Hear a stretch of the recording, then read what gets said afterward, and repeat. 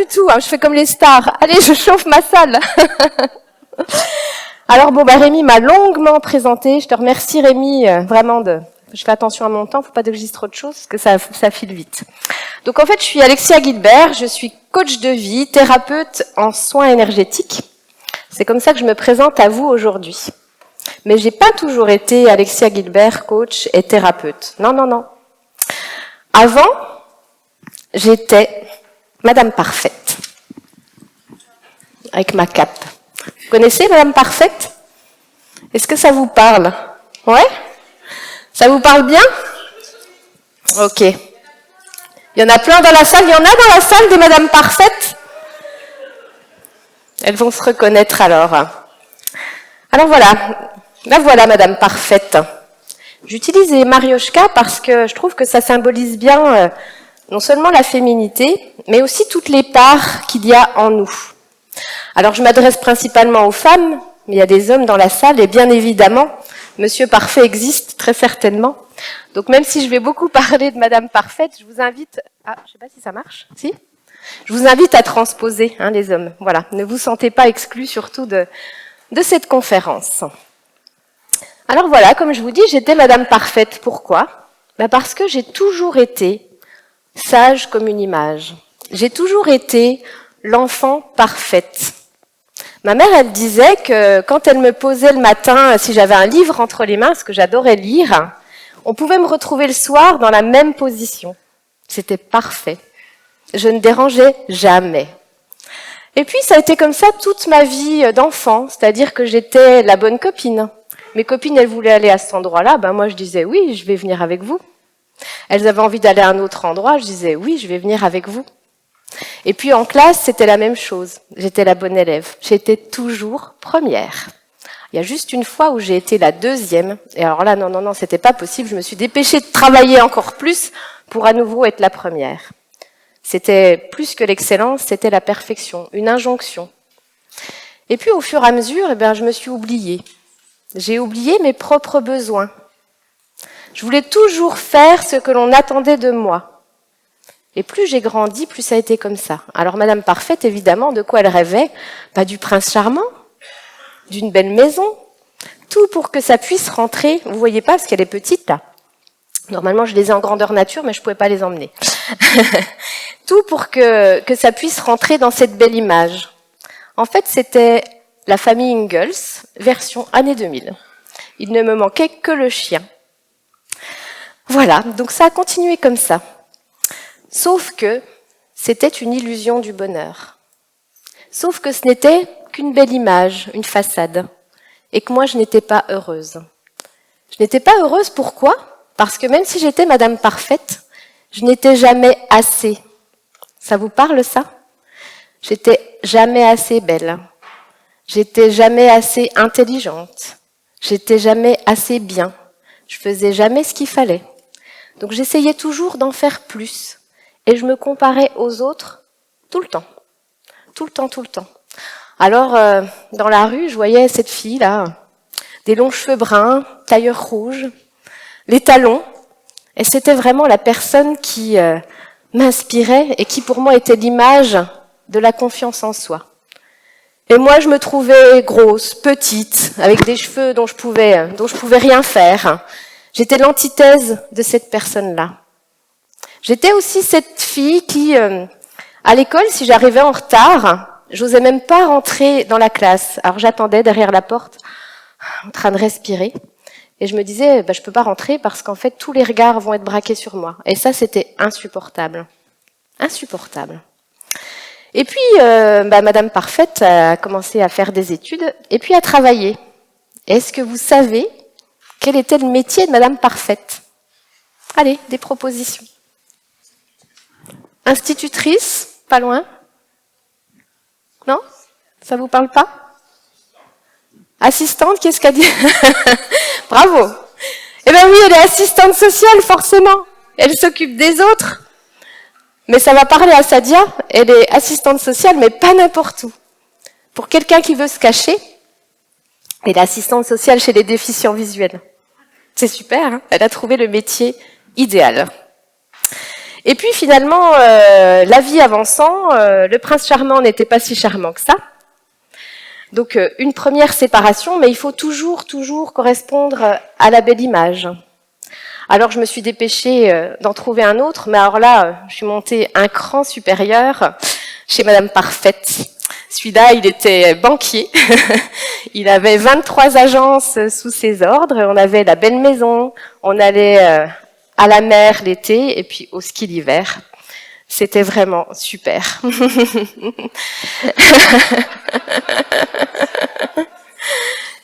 Mais moi, j'étais toujours pas heureuse. Toujours pas. Mais par contre, quand les gens me disaient « ça va Alexia ?» je disais « ah bah oui, ça va », toujours avec mon beau sourire, hein, tout allait bien, et personne ne voyait. Jusqu'à un jour où, tac tac, qu'est-ce qui s'est passé? Ma fille qui avait 16 ans à l'époque me dit, en me regardant droit dans les yeux, « Maman, tu es mon modèle pour moi dans la vie, et je veux te ressembler pour tout, sauf pour une chose. Je ne veux jamais avoir une relation de couple comme tu as. » Et moi, je croyais que je cachais tout derrière ma belle façade. Je croyais qu'elle ne voyait rien. Et ça a été une première claque. Ça a été une première prise de conscience. Ma fille, qui a 16 ans, me renvoie ce que moi je veux cacher au monde entier. Ça a été très difficile pour moi. Et ça a été, après Perfecta, l'arrivée de Cramponia. Cramponia, mon amie, celle qui m'a accompagnée pendant longtemps. Pendant 42 ans, elle m'a accompagnée, cette Cramponia. Pourquoi? Parce que quand ma fille m'a mis cette claque, j'ai compris qu'il y avait un problème. Et c'était quoi le problème? C'était que j'étais pas honnête. Pas honnête envers mon entourage, mais j'étais pas honnête envers moi-même. Et je me mentais. Je faisais croire à tout le monde, mais surtout à moi que j'étais heureuse, mais je ne l'étais pas. Pas du tout. Mais à cette époque-là, je ne savais pas que je ne savais pas. C'est ça le problème. Je comprenais que j'avais toujours besoin de remplir ce puits d'amour, que j'avais toujours besoin de séduire et que c'était un puits sans fond. Mais je comprenais pas trop où j'allais, ce qui se passait. En tout cas, il y a eu une première prise de conscience, c'est que j'étais enfermée dans une cage, mais que la clé, elle était à l'intérieur. Et que si j'avais envie, je pouvais sortir. Mais je n'y arrivais pas. C'était compliqué. Et puis, la deuxième claque, c'est que un jour, je mange en terrasse avec un copain. Et puis, ils me disent que la question que tout le monde me pose tout le temps, « Ça va, Alexia ?» Et avant, je répondais toujours « Oui, ça va !» Et là, ce jour-là, le pauvre, je ne sais pas pourquoi lui, il n'a pas eu de bol. Mais ça a été le tsunami. Je lui ai dit « Ben non, en fait, ça va pas. » Ah bon, mais qu'est-ce qui t'arrive? Je lui dis, écoute, ça va pas, en fait, je suis pas bien dans ma vie, je suis pas heureuse, je pleure tout le temps, mais je le cache, parce que je vivais au quotidien des choses assez difficiles avec mon deuxième mari, le deuxième prince charmant. Et il me dit, écoute, si tu n'avais pas pleuré comme ça, je te l'aurais pas dit, mais en fait, je pense que ton mari est un pervers narcissique. Alors, on en entend beaucoup parler. Il y a des gens qui disent, c'est une mode. Peut-être que c'est une mode, mais quand on le vit, je vous jure que c'est pas une mode. Quand on vit les humiliations au quotidien, c'est pas une mode. Quand chaque jour c'est difficile, qu'on vous enlève la confiance, qu'on vous enlève la pétillance, qu'on vous enlève la joie, par plein de petits actes du quotidien qui fait que vous avez tout perdu, ce qu'il y a de plus joyeux en vous, c'est pas une mode. Pervers narcissique. Je me suis enfermée toute la nuit dans les toilettes avec mon iPad. Et il y avait un test qui disait, vous faites, c'est un questionnaire et qui disait si vous avez au moins, il y avait 40 questions, au moins la moitié de réponses positives, vous êtes probablement face à un pervers narcissique. Donc évidemment, je fais ce questionnaire. Et à votre avis, combien j'ai eu de réponses positives? Allez. 6? 36? Pas loin. 35, ouais, on n'est pas loin, j'en avais 37. 37. Ça fait un choc. Mais je comprends aussi que si il y a pervers narcissique, en lisant tout ce qu'il y avait sur ces questionnaires et tout, il y a aussi dépendance affective. Et ça, c'est un nouveau terme qui arrive dans ma vie à l'âge de 42 ans. qui fait que ma nouvelle amie arrive, Rebellista. Elle se dit, mais moi j'ai pas envie de continuer comme ça. Vous savez, c'est la petite ampoule qui s'allume.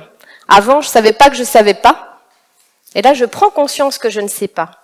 Qu'il y a quelque chose dans ma vie qui n'est pas normal et que je dois aller soigner. Et ça, c'est la dépendance affective. Je comprends que je suis accro à l'affection, comme d'autres sont accros à l'alcool ou à la drogue. Et qu'en fait, tout ce que j'ai mis de côté depuis toujours, ce dont je vous parlais, mes besoins, que je mets les autres en priorité, et jamais moi, que je suis assistante sociale, bien évidemment, que je m'occupe des autres. Et je comprends qu'il est là le problème. Et que le problème, bah oui, c'est l'autre avec ses humiliations, mais c'est surtout moi. C'est surtout moi qui dois changer, c'est surtout moi qui dois travailler sur moi. Alors j'ai commencé un long chemin. Pourquoi sur Rebellista, il y a des feuilles de bananier qui représentent un peu la jungle? C'est parce que c'était la jungle à ce moment-là. Hein. Pour faire son chemin, là, on y va à la serpette et puis on va un peu à l'aveugle, vous savez, comme quand vous êtes dans votre voiture, puis que ça éclaire juste au niveau des phares, puis on voit pas trop ce qu'il y a derrière, mais je savais que c'était là où je devais aller.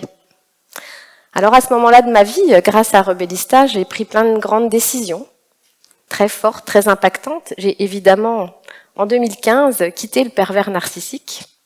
J'ai repris mon autonomie, mais j'ai aussi quitté mon travail, parce qu'entre-temps, j'avais changé.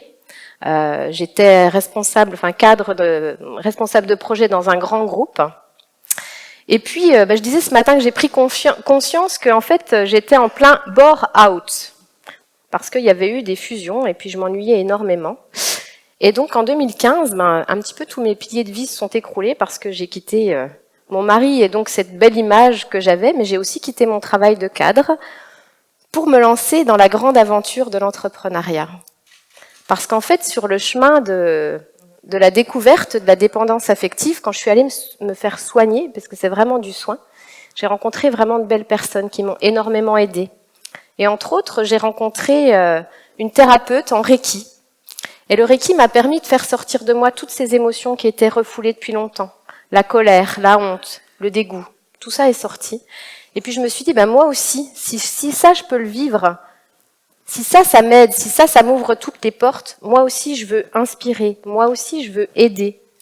Moi aussi je veux permettre à des femmes de se sortir de cet enfer, d'ouvrir cette cage, d'ouvrir la porte et de comprendre qu'elles peuvent sortir et qu'elles sont libres. Donc je me suis formée beaucoup, j'ai fait une école de coaching, j'ai fait l'école de Jean-Pierre qui était là hier, je me suis formée à la PNL, je me suis formée aux soins énergétiques et depuis 2 ans, je vis une grande aventure avec ma nouvelle amie. Et ma nouvelle amie, c'est moi, c'est Alexia. C'est la plus petite, vous avez vu? Mais pour moi, c'est la plus inspirante. Alors j'ai fait un grand voyage.